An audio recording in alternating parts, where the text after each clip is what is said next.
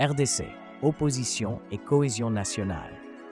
Qui représente l'opposition congolaise dans les institutions comme l'Assemblée nationale, le gouvernement, le Sénat? Qui est la personnalité reconnue par toute l'opposition congolaise pour la représenter dans la gestion sereine de la République? Un pasteur ivoirien de renom a confié à ses fidèles que le mot « opposition » possède une sémantique aux relents coloniaux. Le terme abrite des germes de divisionnisme qui a tant profité aux anciennes puissances, qui, elles, préfèrent un alignement à gauche ou à droite, ou alors elles se désignent comme conservateurs ou travaillistes. L'Afrique s'est cramponnée à bras-le-corps au mot « opposition » que lui a légué la colonisation, pour s'opposer non seulement à l'idéologie, mais à son frère, à sa sœur, et accumuler ainsi un ressenti d'hostilité qui a miné et continue à miner le continent. L'opposition congolaise n'est jamais parvenue à créer un bloc constructif pour aider la RDC à se développer et à réussir la cohésion nationale. Point n'est besoin d'entrer dans l'historique des dialogues, des conférences nationales qui se sont tenues sur le sol congolais. Des éminentes personnalités tant nationales qu'africaines ont apporté leur lumière pour sortir les Congolais de l'obscurité psychologique et politique.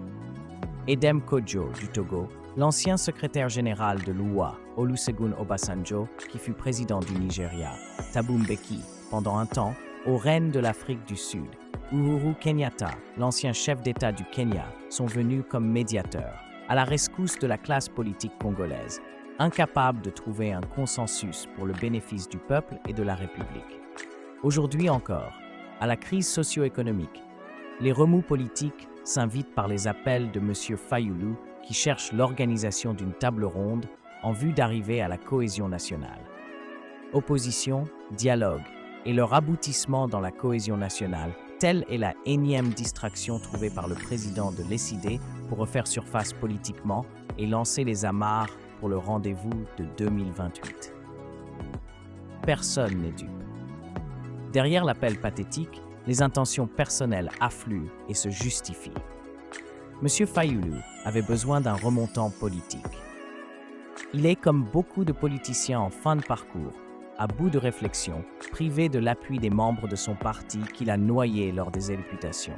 Et surtout, il est amputé du soutien de la foule gouailleuse et informe qu'il aimait et le suivait aveuglement, sans le connaître. Nous ne pensons pas, une seule fois, que l'idée d'une cohésion nationale vienne des Américains que Martin Fayulu aurait vu pendant la Convention nationale des démocrates. Par contre, des rumeurs indiscrètes font état de ses rencontres secrètes avec M. Azarias Ruberwa, qui passe le clair de son temps à se vanter d'être un Tutsi, tout en déclarant la RDC comme son arrière-base politique et sociologique. Nous ne pensons pas, même dans la distraction, que M. Martin ait envisagé une idée de cohésion nationale entre les opposants congolais, surtout qu'il n'appartient pas à cette catégorie politique. Il a choisi le terme plus ampoulé, voire électrique, de résistant. En revanche, l'assurance de l'accompagnement des hommes de l'Église nous met la puce à l'oreille. Qui parle Église catholique en RDC, voit le cardinal en bongo. Le prélat dont les rodomontades ont défrayé plusieurs fois la chronique politique avec son acolyte, Monseigneur Scholl. Tous deux ont la réputation de veilleurs invétérés auprès d'une opposition en perte de vitesse ou en alerte maximale et derrière des opposants ou des résistants en quête d'une nouvelle alchimie pour revenir dans la basse-cour. L'idée de la cohésion nationale n'est pas mauvaise en soi. Elle était en train de faire son bonhomme de chemin par les survivants du parti cher à Martin Fayulu qui se démènent sur les plateaux des télévisions comme des diables dans un bénitier pour lâcher et défendre le message. Mais, puisqu'il y a un mais, on remet alors le chronomètre à zéro. Le président de l'ECID dans son message ne reconnaît pas le pouvoir en place. Il faudra logiquement des élections, illico presto. Il faudra dégager la gangue pour que le diamant brille de tous ses éclats.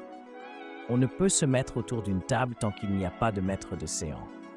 À moins que les opposants, les résistants et les récalcitrants trouvent un pays d'arrangement, comme le Kenya, où ils peuvent en toute quiétude ergoter sur des programmes centrés uniquement sur la cohésion nationale.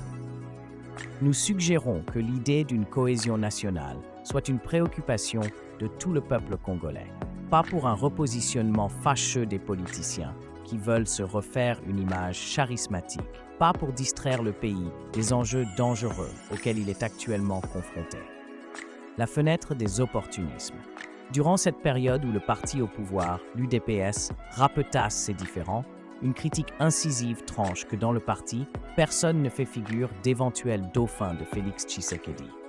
Certains trouvent que l'UDPS, après plus de 30 ans de lutte, est aujourd'hui à la ramasse. C'est le moment pour tous les brigueurs de la magistrature suprême de se convenir une nouvelle fois du candidat commun de l'opposition. Un ralliement qui n'a rien à voir avec la préoccupation de la cohésion nationale. L'idée d'une cohésion nationale n'est pas de Fayulu. Celui-ci n'est que le mégaphone. Cette idée viendrait peut-être des contacts que le politicien a eus aux États-Unis. Il y a plusieurs think tanks dans le pays de l'oncle Sam, qui ne sont pas tous tenus par les Américains. Il y a des lobbying infiltrés par nos ennemis et nous ne connaissons pas toutes les visites de Martin Fayulu durant son séjour dans la ville de Chicago. Cet opportunisme, pendant que le pays est en guerre, peut être, une fois de plus, une magistrale tentative d'empêtrer le peuple congolais et ses autorités dans les épisodes stériles des chercheurs de postes politiques. Une telle distraction a toujours un effet domino dans les services de renseignement, les bureaux des migrations, les lignes du front et bien d'autres voies d'accès des entrées imprévisibles. Un dialogue de l'opposition, pourquoi faire? Tel devrait être le questionnement objectif devant ce remue-ménage que Martin Fayulu veut occasionner. Un pavé dans une flaque de boue qui va l'éclabousser lui-même, car n'oublions pas la question de réflexe sécuritaire qu'on aime poser aux politiciens. Qui est derrière vous, monsieur Martin Fayulu? Passons à des réponses plausibles, même par le truchement des rumeurs. Énumérons ceux qui s'affichent ces derniers temps comme pourfendeurs de la politique congolaise et qui ont des accointances avec les Congolais dans la sphère politique. Azarias Ruberwa. S'il est prouvé que M. Fayulu a rencontré Azarias Ruberwa pendant son séjour américain, il est l'homme qui a passé le message. M. Fayulu aurait des connivences suspectes avec Azarias Ruberwa depuis qu'ils étaient tous deux dans l'hémicycle et qu'ils se retrouvent aux États-Unis de temps en temps. N'oublions pas que les rumeurs ont souvent un fond de vérité. L'AFC de Nanga. Cette nébuleuse ne veut pas disparaître, et s'il est certain qu'elle est l'émanation de Joseph Kabila Kanambe, tout est possible que des membres de l'AFC aient contacté Martin Fayulu. Ils ont beaucoup à gagner dans la tenue d'un dialogue des opposants, car incertains de l'issue de la guerre où ils se sont complètement fourvoyés, résignés dans des rôles d'illustres seconds. Nanga, grillé et condamné à mort par contumace, ces petits poussins courent encore dans la nature avec ses velléités. Si M. Martin Fayulu est intéressé à devenir le président de la République démocratique congolaise après Tshisekedi, il ne serait pas étonnant que ses ambitions dépassent son patriotisme. L'Église catholique a un lobbying aux États-Unis.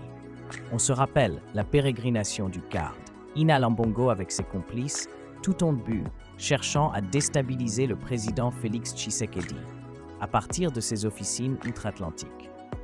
En désignant l'Église catholique comme partie prenante de cette entreprise, il est fort probable que le lobbying clérical américain ait contacté M. Fayulu ou celui-ci aurait pris l'initiative.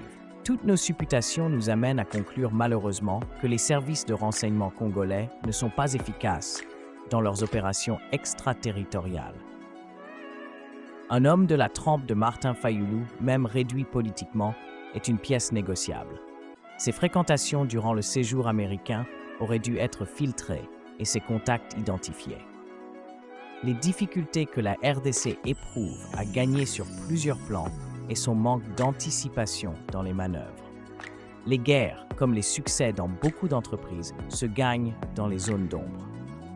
Aujourd'hui, le patron de Facebook ou Meta a dénoncé en pleine campagne présidentielle les pressions du président Joe Biden sur sa compagnie. Notre commentaire final, mieux vaut prévenir que guérir. Au revoir et à la prochaine livraison.